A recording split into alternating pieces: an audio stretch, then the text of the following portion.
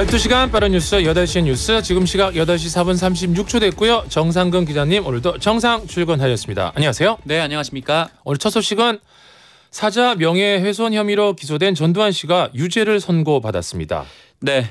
전두환 씨는 자신의 회고록을 통해서 5.18 헬기 사격을 증언한 고 조비오 신부를 파렴치한 거짓말쟁이라고 비난을 했고 또 5.18 민주화 운동에 대해서도 폭동이다라고 주장한 바 있습니다. 이에 조비오 신부의 조카가 전두환 씨를 고발했고 검찰은 사자 명예훼손 혐의로 재판에 넘겼습니다. 그리고 어제 2년 넘게 이어진 재판 결과가 나왔는데요.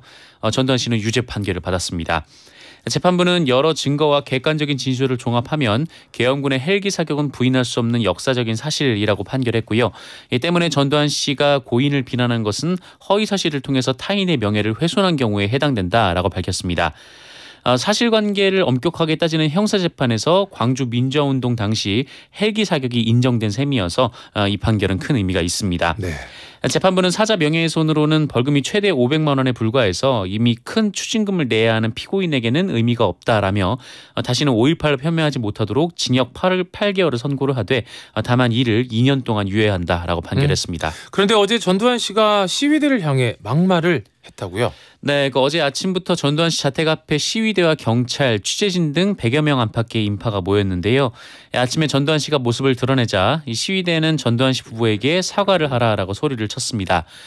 그러자 인사를 하듯 오른손을 흔들다가 시위대를 흘끗 본 뒤에 전두환 씨가 말 조심해 이놈아 이렇게 소리치고 차량에 올랐는데요. 그리고 4시간 뒤에 광주지법에 도착해서는 취재진의 질문에 아무 답 없이 법정에 들어갔고 또 들어가서는 눈을 감고 조는 듯한 모습을 보였습니다. 재판이 끝난 후 전두환 씨는 법정 경위에게 둘러싸인 채 모습을 드러냈고요. 이 타고 온 차량이 계란 세례를 받아서 다른 차를 통해서 저녁에 서울로 올라왔습니다. 네, 전두환 유죄 선고 관련 첫 소식 전해드렸고요. 두 번째 소식은 코로나19 확진자 현황 어떻습니까?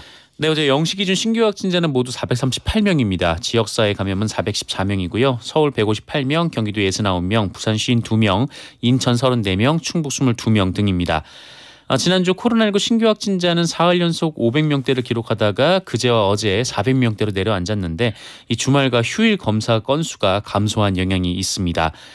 한편 정은경 질병관리청장은 2주 전에 이 감염 재생산 지수가 1.52였고 지난주는 1.43으로 분석이 됐다라면서 이 단순 계산을 해보면 1, 2주 후에 많게는 700에서 1000명까지 신규 확진자가 발생할 수 있는 수치다라고 말을 했습니다. 네. 그런데 이런 상황에서 청와대 최재성 정무수석이 조기 축구를 해서 논란이 됐습니다. 네, 최재성 청와대 정무수석이 지난 일요일 이 서울 송파구 삼전동의 한 학교에서 열린 조기 축구회에 참석을 해서 마스크를 끼고 경기를 뛰었다라는 보도가 나왔습니다.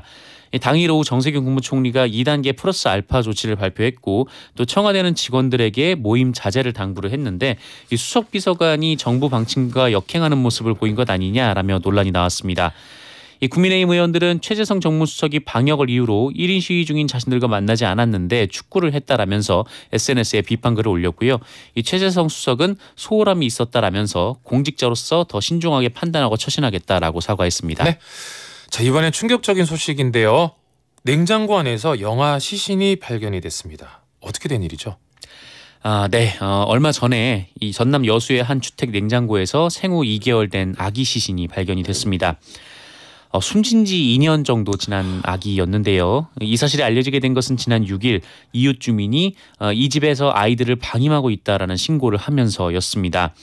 이 집에 7살 그리고 2살 아이가 있는데 큰아이가 항상 계절에 맞지 않는 옷을 입고 다니거나 또 편의점에서 혼자 컵라면을 먹거나 또 밤늦게 돌아다니는 등 좀 이상 행동을 보여서 이를 눈여겨본 이웃 주민이 동사무소에 신고를 한 겁니다.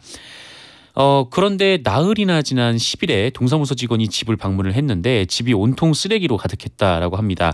그리고 또 여기서 또 사흘 뒤인 13일에 이번에는 아동보호기관이 찾아갔는데 이 모친의 거절로 집안에 들어가지 못했다라고 하고요. 그리고 또 여기서 일주일 정도 지난 뒤에 경찰이 가서야 이 아이들과 모친을 분리할 수 있었습니다. 그런데 최초 신고한 주민이 이 큰아이로부터 쌍둥이 동생이 있다라는 말을 들었다는 사실이 알려지면서 경찰의 추가 조사가 시작이 됐고 이 작은 아이의 시신이 발견이 된 것이죠. 경찰은 아이를 부검해서 사인을 확인할 예정이고요. 모친은 구속이 됐습니다. 네, 정말 끔찍한 뉴스를 전해드렸습니다. 네네. 자, 이제 마지막 소식은요. 방탄소년단 소식인데요. 한국어 신곡으로 빌보드 메인 싱글 차트 정상에 올랐죠. 네, 빌보드는 현지 시간으로 30일 이 방탄소년단의 신곡 라이프 고즈원이 이 빌보드 메인 차트인 핫 100 1위에 올랐다라고 밝혔습니다. 네. 라이프 고즈원은 이 방탄소년단이 이달 20일 발매한 이 새 미니 앨범 B의 타이틀곡으로 후렴을 제외한 그 대부분의 파트가 한국어입니다. 이 미국에서 가장 인기 있는 노래를 보여주는 그 핫 100 차트에서 한국어 가사의 곡이 1위에 오르기는 이번이 처음입니다. 이 방탄소년단은 올해 8월이죠. 올해 8월 발매한 그 영어 싱글 이 다이너마이트로 한국 가수 최초로 핫 100 정상에 올랐고요. 지난 10월에는 피처링으로 참여한 이 세비지 러브를 통해서 1위를 기록한 바 있습니다. 이 방탄소년단은 세비지 러브 리믹스에서 일부 가사를 한국어로 소화를 했는데 피처링으로 참여한 것이었기 때문에 온전한 자신들의 곡인 라이프 고스원 1위의 의미는 더 큽니다. 그렇네요. 이 방탄소년단은 다이너마이트와 세비지 러브 리믹스에 이어서 라이프 고스원까지 최근 발표한 이 세 곡이 연속해서 핫 100 1위에 오르는 기염을 토했습니다. 네. 그래미까지 가면 되겠네요. 네네. 네.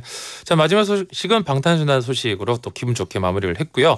오늘 소식은 여기까지인데 이은율 님이 정글리 기자님 선물 소개 멘트로 나오는 목소리 너무 반가웠어요.